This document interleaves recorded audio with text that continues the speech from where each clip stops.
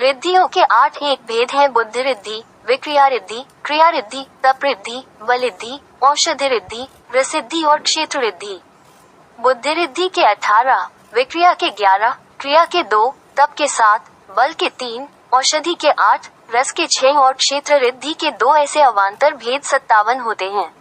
उत्सव के पीछे की कहानी। क्रोधित होकर भगवान शिव ने गणेश का सिर काट दिया।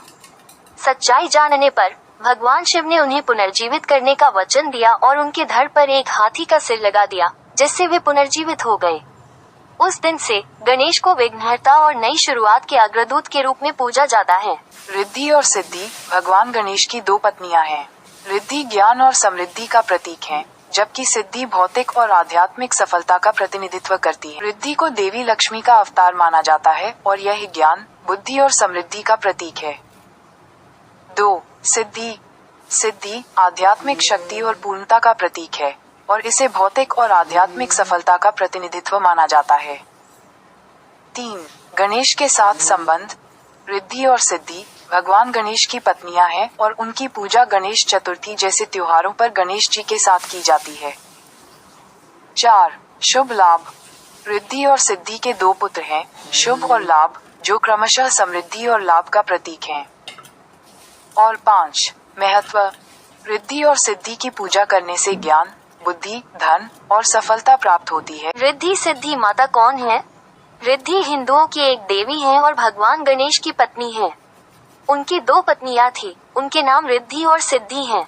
किसी भी पूजा में गणेश जी के साथ रिद्धि सिद्धि और उनके पुत्र लाभ शुभ का भी पूजन किया जाता है। रिद्धि माँ को माँ लक्ष्मी का अवतार माना जाता है। रिद्धि सिद्धि नाम का क्या अर्थ है? स्वास्तिक की दोनों अलग अलग रेखाएं गणपति जी की पत्नी रिद्धि सिद्धि को दर्शाती हैं। रिद्धि शब्द का अर्थ है बुद्धि, जिसे का हिंदी में शुभ कहते हैं। ठीक इसी तरह सिद्धि इस शब्द का अर्थ होता है आध्यात्मिक शक्ति की पूर्णता यानी लाभ। भगवान शिव ने भगवान गणेश को पुनर्जीवित करने की प्रतिज्ञा की। उन्होंने अपने शिष्यों को निर्देश दिया कि वे जिस पहले जीवित प्राणी का सिर देखें, उसकी खोज करें ताकि वे उसे भगवान गणेश के धड़ से लगा सके। उनके भक्त उन्हें वापस जीवित करने के लिए गणेश के सिर के स्थान पर एक शिशु हाथी का सिर लेकर वापस आए। उत्सव के पीछे की कहानी। क्रोधित होकर भगवान शिव ने गणेश का सिर काट दिया। सच्चाई जानने पर भगवान शिव ने उन्हें पुनर्जीवित करने का वचन दिया और उनके धड़ पर एक हाथी का सिर लगा दिया, जिससे वे पुनर्जीवित हो गए। उस दिन से गणेश को विघ्नहर्ता और नई शुरुआत के अग्रदूत के रूप में पूजा जाता है। कौन से गणेश जी शुभ होते हैं?